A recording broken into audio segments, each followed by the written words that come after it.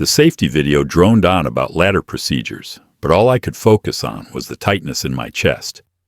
I sat in the back of the break room at the hardware store where I work part-time, wearing my orange vest and trying to breathe normally.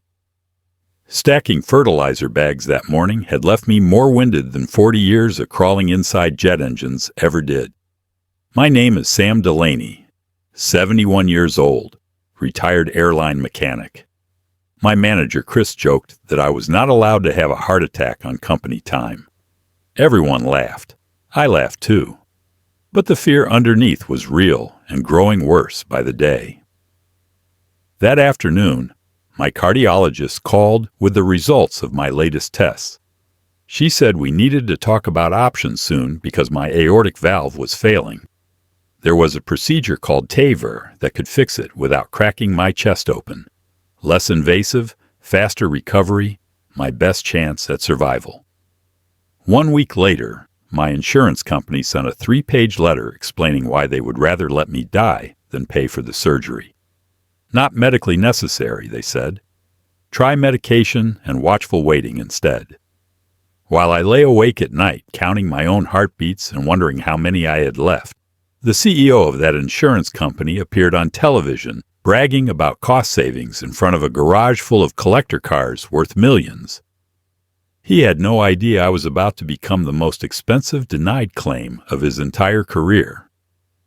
Before I tell you how a retired mechanic brought a healthcare CEO to his knees, hit that subscribe button and tell me in the comments if you have ever been denied coverage for something you desperately needed. Dr. Patel pulled up images on her computer screen and pointed to my aortic valve with a concerned expression. It looked like a corroded pipe on the monitor, calcified and barely functioning after 7 decades of hard use.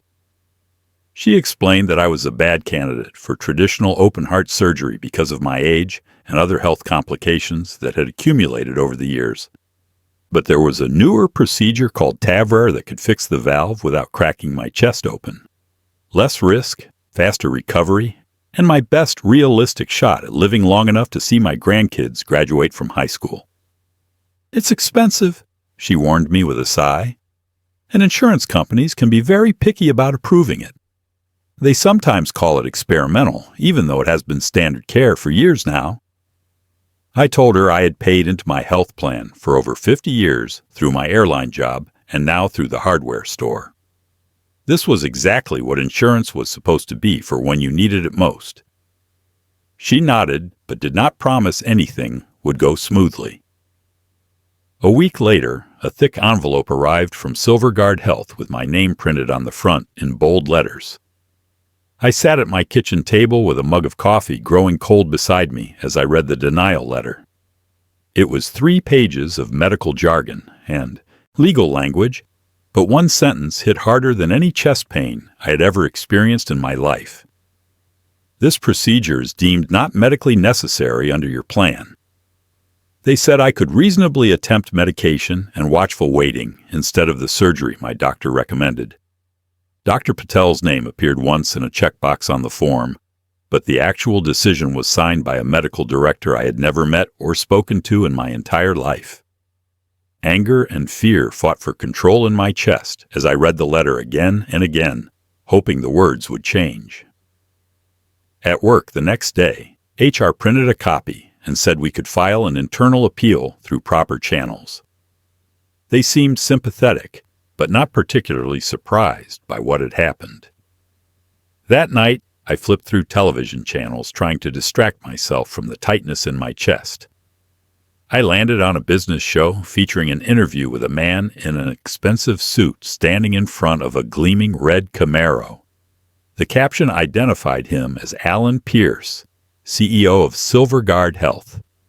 HR helped me file the internal appeal with all the proper forms and letters from Dr. Patel explaining why I needed the surgery immediately to survive. Then we waited for their response. 3 weeks later, the answer came back in another thick envelope. Still no. The appeal denial used the exact same template language as the original letter, with one additional line added at the bottom. Alternative approved treatment, conservative management. Conservative management meant doing absolutely nothing and hoping my heart did not give out while we waited and watched helplessly.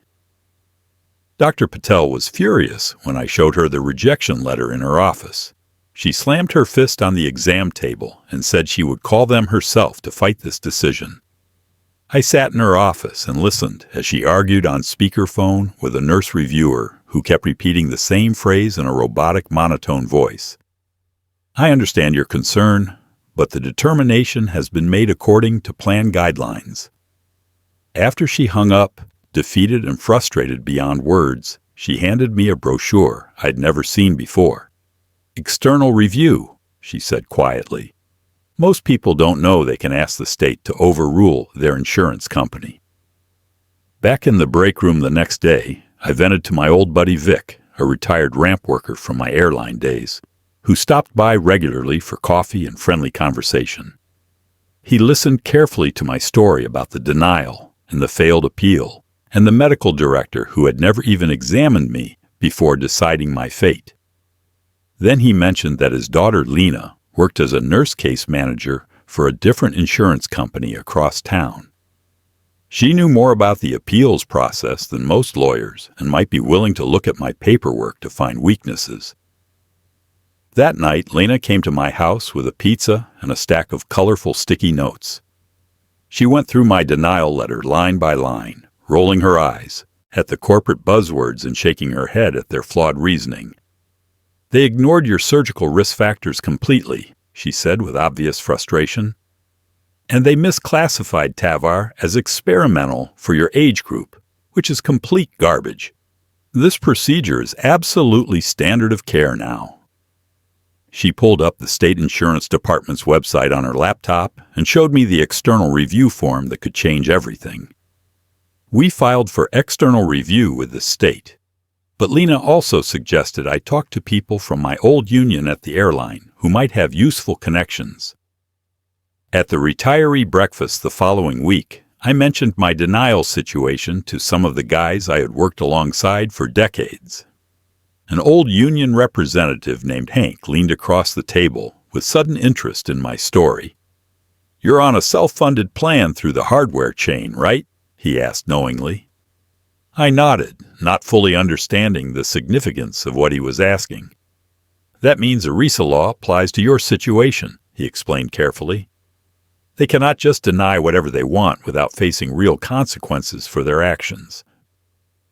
He introduced me to a benefits attorney who volunteered a few hours of his time for free to help working people like me.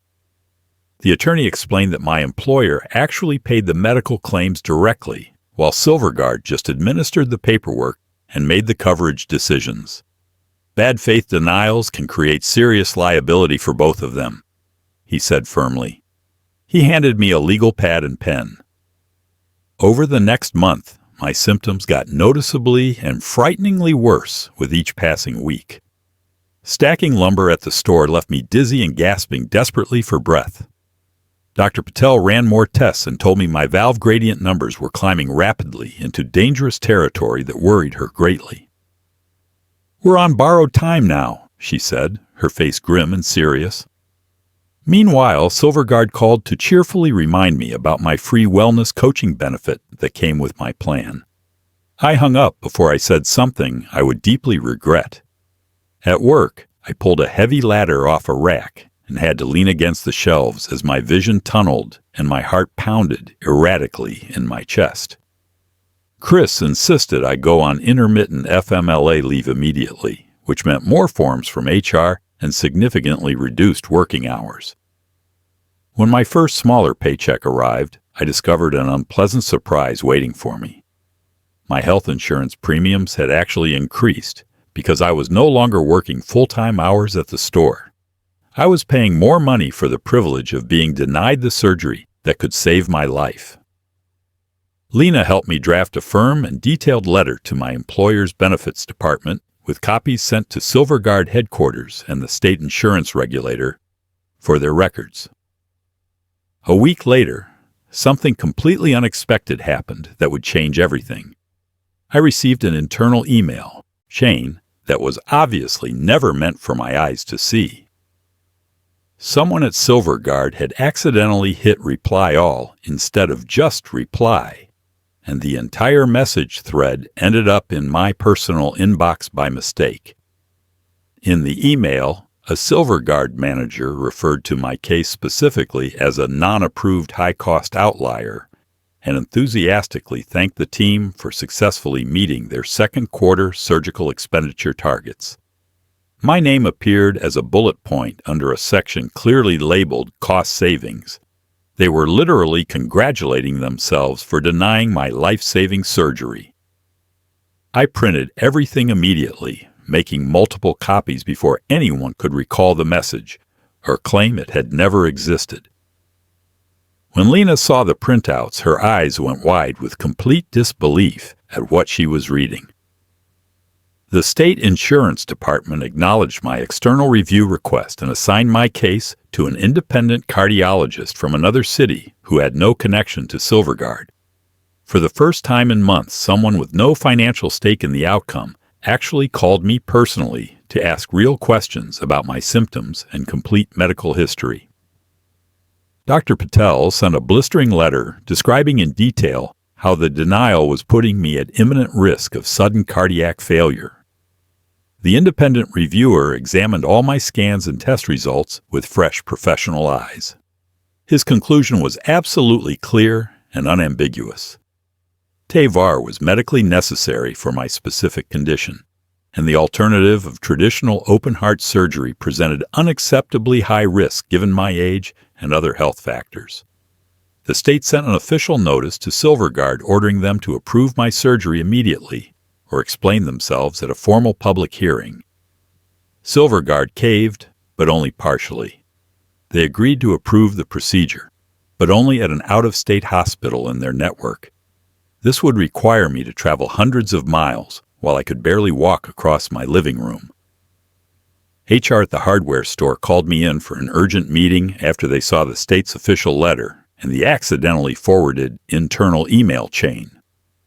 The benefits manager looked genuinely upset and sincerely apologetic as she reviewed the damning documents spread across her desk. "We trusted SilverGuard to manage care properly for our employees," she said with obvious disappointment, "not to hit denial quotas at the expense of people's lives and health." She offered to cover my travel costs to the approved out-of-state hospital and provide extra paid leave for my recovery period. It was a kind and generous gesture, but I was exhausted just thinking about making the long trip in my current fragile condition. The union benefits attorney suggested a completely different approach to solving this problem. He said we should push aggressively for my surgery at Dr. Patel's local hospital and let the external review decision and federal ERISA law do the heavy lifting for us. "They cannot cherry-pick networks after the state has already ruled in your favor," he explained confidently. Faced with a potential lawsuit, a state investigation, and intense regulatory scrutiny, SilverGuard finally relented completely. On the day of surgery, I lay on the operating table under bright lights, thinking about how a committee of strangers in an office building had almost decided I was not worth saving. The procedure went smoothly, without any complications. I woke up in the recovery room with a sore groin, where they had inserted the catheter and a completely new kind of heartbeat. Steady and strong instead of pounding weakly, like a failing engine running on fumes. Dr. Patel came in grinning widely and said my gradient numbers looked beautiful for the first time in many years. I felt euphoric and genuinely grateful just to be alive and breathing. Then a billing coordinator appeared at my bedside, with a deep frown creasing her face. SilverGuard had approved the base procedure, but they were now actively disputing some of the device charges as medically unnecessary upgrades. They were still desperately trying to shave costs off my heart, even after absolutely everything that had happened. A month later, as I started cardiac rehabilitation exercises at the local gym, a certified letter arrived at my house unexpectedly.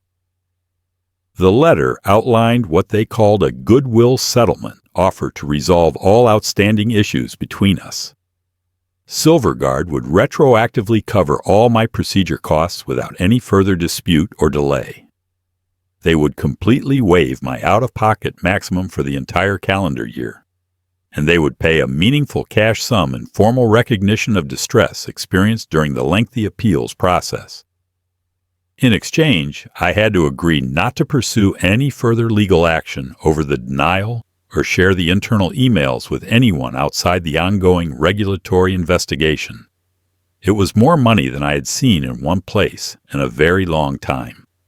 Enough to pay off my truck completely and significantly add to my modest retirement savings account. Lena and the union attorney read through every single page very carefully, looking for hidden traps.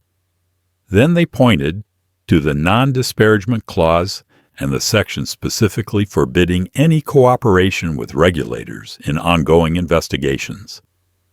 "They're trying to buy your complete silence," the attorney said bluntly. Before I could make any final decision, the state insurance department called me directly with important news. While I was recovering at home, I spent a lot of time in my comfortable recliner flipping through television channels to pass the long hours.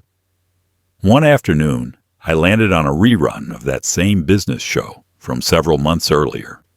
There was Alan Pierce again, walking casually around a massive garage filled with collector cars worth more than most people's houses combined. He bragged enthusiastically about his restored cherry-red Camaro and casually mentioned saving the company 9 figures annually through what he called optimizing utilization management practices. He smiled warmly at the camera and said every dollar they did not waste was a dollar they could proudly return to their loyal shareholders. Behind him on the wall, I noticed a framed poster showing a beautiful rare blue car, a 1969 Boss Mustang in an extremely rare color, one of only 50 examples ever manufactured. He called it affectionately his white whale and joked that he would buy the very next one that came to auction, no matter what the final price might be. I pulled out the settlement offer, my old retirement account statement, and a fresh notebook to do some serious calculations. Then I started doing careful math with a calculator beside me. Between the proposed cash settlement, my small monthly pension from the airline, my modest personal savings, and the money I could realistically get from selling the old project truck in my garage that I never had energy to restore anyway, I could just barely afford the Mustang's published low auction estimate. It was completely stupid and irresponsible. It was just a car after all. But the powerful idea of outbidding the man who had almost priced my very life out of existence started to take firm hold in my brain and absolutely would not let go no matter how hard I tried. Lena called to check on my breathing and overall recovery progress, and I mentioned the crazy idea half-jokingly to see her reaction. She surprised me completely with her thoughtful response. "You've been responsible for everyone else your entire working life, Sam," she said seriously. "Maybe you finally earned one loud, irresponsible symbol of victory."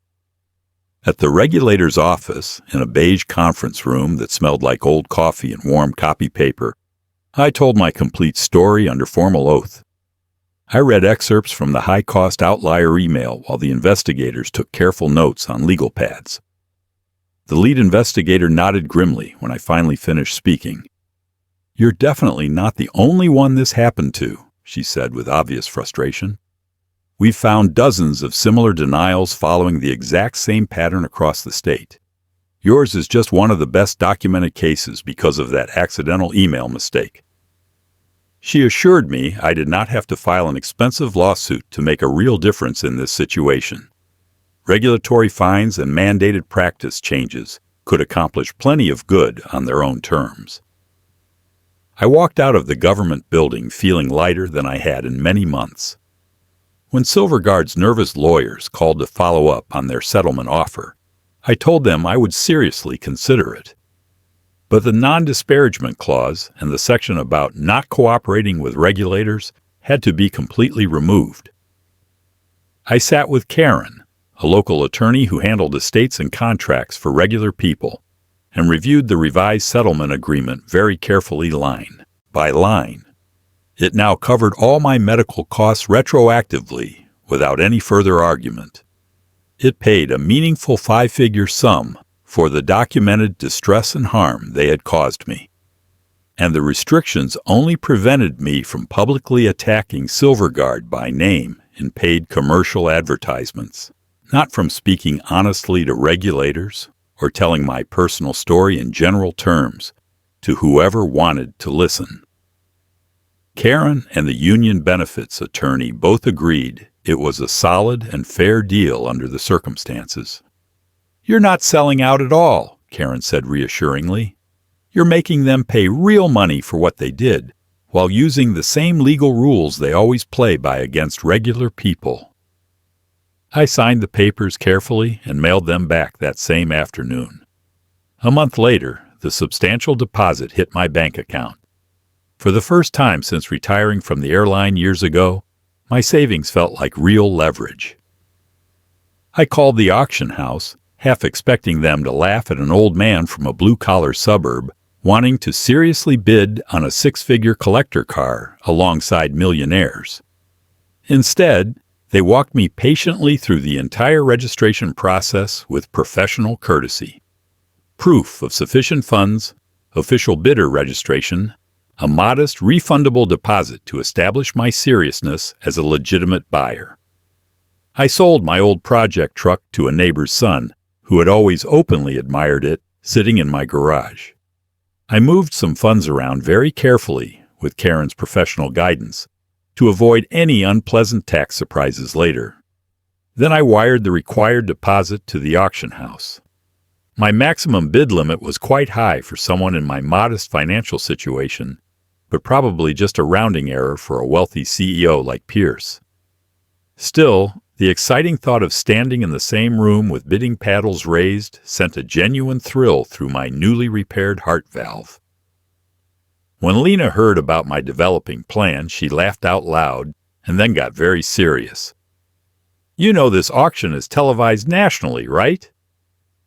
At my next cardiology follow-up appointment, I told Dr. Patel about my plan, half joking that I would be seriously stress testing her excellent surgical work at a major car auction across the country. She frowned with obvious concern and asked very detailed questions about my travel plans, my hotel arrangements, and my medication schedule while traveling. She was clearly not thrilled about me flying across the entire country and standing for many hours in a crowded auction hall so soon after major cardiac surgery.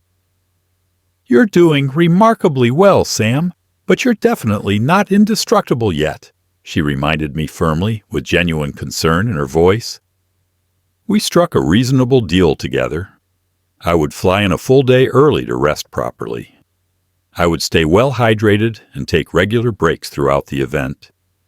And I would promise to leave immediately if my heart started doing anything unusual or concerning.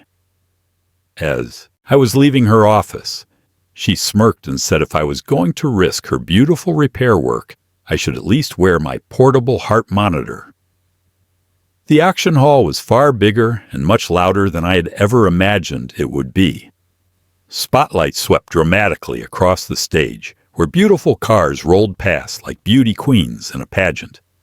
The smell of gasoline and expensive cologne filled the crowded air. Camera crews from various television networks roamed the aisles looking for interesting stories. I sat in the middle section, completely anonymous among wealthy collectors in perfectly tailored suits and social media influencers filming everything on their expensive phones. Ahead of the main lot, smaller cars crossed the stage to enthusiastic bidding from the crowd. I watched Pierce carefully out of the corner of my eye throughout the evening. He sat confidently in the front row, bidding casually on a few minor items and winning a vintage truck without any apparent effort or concern about the final price. When the announcer finally introduced the Boss Mustang with great fanfare, the entire room immediately shifted its full attention toward the stage. This was clearly the main event everyone had specifically come for tonight. The numbers climbed fast, with bids flying enthusiastically from around the crowded room.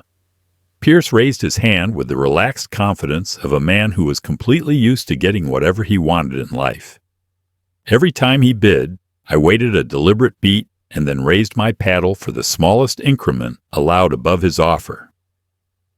The announcer started to clearly notice the interesting pattern developing between us. "We've got a real duel tonight, folks," he called out with genuine excitement.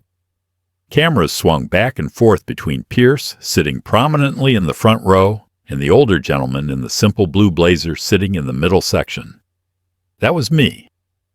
The crowd absolutely ate up the unexpected drama unfolding before them. One by one, other bidders wisely dropped out of the expensive competition.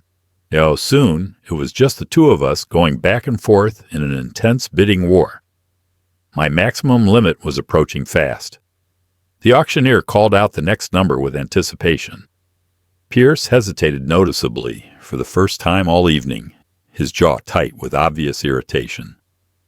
I pushed my paddle up firmly for what I knew would absolutely be my final possible bid. The impressive number hung dramatically in the air. Silence stretched across the entire auction hall as everyone waited breathlessly to see what Pierce would do next. The experienced auctioneer milked the dramatic moment expertly for maximum effect. Pierce did not raise his hand. "Going once," the auctioneer called out loudly. "Going twice." Still nothing at all from the front row. "Sold!" The gavel cracked like a gunshot through the silent hall. The crowd erupted in enthusiastic cheers and loud applause. The announcer grinned widely into the nearest television camera. "And the winning bidder tonight is Mr. Samuel Delaney from Colorado." My name echoed powerfully across the hall and out onto the national television broadcast. Pierce's expression turned visibly sour as he slowly processed what had just happened to him. He stood abruptly and walked toward the back of the room, flanked by an assistant whispering urgently into his ear while showing him something on a phone screen. We met by the side of the stage with the beautiful Mustang gleaming just 10 feet away from us. Pierce extended his hand with a thin smile that did not reach his cold eyes at all. "Congratulations," he said flatly with obvious reluctance. "You must really love these classic cars." I shook his hand very firmly and replied calmly, "I do love them, and I really love being alive to drive one." Confusion flickered briefly across his face. I leaned in slightly and spoke quietly enough that only he could possibly hear my words. "Your utilization management team decided my heart valve wasn't worth the money. The state of Colorado disagreed with that decision." Recognition dawned slowly in his eyes. Now he finally knew exactly who I was standing before him. "You funded this entire purchase yourself," I added with satisfaction, "when your company settled my bad faith denial case. Thank you sincerely for that." A camera flashed brightly nearby. A journalist from an automotive website had drifted close enough to overhear part of the exchange. I flew home completely exhausted, but feeling more truly alive than I had felt in many years. Within just weeks, news began circulating widely in industry publications that SilverGuard's board was actively reviewing current leadership after the regulatory fines and growing reputational concerns. My old employer, the hardware chain, publicly announced they were dropping SilverGuard as their benefits administrator, specifically citing misalignment on fundamental healthcare values. Current employees stopped me regularly in the store aisles to personally thank me for whatever I had said to whoever I had said it to. I tried to downplay my role, but word of Sam's Mustang spread quickly through the entire company like wildfire. 2 months later, Pierce quietly retired to focus on what he called personal interests. Those interests apparently no longer included his beloved Boss Mustang. I had not just won a beautiful car. I had watched the man who reduced my life to a spreadsheet line item lose something he could never buy back. I did not park the Mustang in a sealed climate-controlled garage like a precious museum piece. Instead, I drove it proudly to local car shows and charity events, especially ones raising money for patient advocacy organizations and medical debt relief groups. At one memorable event, Dr. Patel sat happily in the passenger seat as we led a parade down Main Street together, both of us laughing like carefree teenagers. I put a small handwritten sign next to the car at every single show I attended. This car was paid for with a bad faith insurance denial settlement. Ask me how to appeal yours. People actually did ask frequently. Nurses whose claims had been wrongly denied. Patients stuck in the same frustrating nightmare I'd escaped. Coworkers' spouses fighting desperately with their insurance companies. I ended up running informal educational workshops at the community center, teaching ordinary people how to file external reviews and state complaints effectively. I used the same patience I had once employed teaching junior mechanics about torque specifications and proper safety procedures. The story closes on a beautiful sunny afternoon with the windows rolled down and the powerful engine rumbling beneath me. I am behind the wheel of the Boss Mustang, cruising down a country road with my teenage grandson sitting proudly in the passenger seat beside me. The repaired valve in my chest thumps along steadily and strongly, keeping perfect time with the V8 engine. My grandson looks over at me and asks the serious question I have been expecting. "Grandpa, aren't you mad that they almost let you die?" I think carefully about Pierce's garage full of expensive cars, the stack of denial letters in my file cabinet, the crack of the auction gavel, and the grateful faces of all the people I have helped since this journey began. I was mad for a while, I admit honestly. But if I let that anger become the whole story, they would still own a piece of my life forever. I explained that the real revenge was never about outbidding a CEO on national television. It was about living long enough and loud enough to make sure other people never get crushed by the same broken system.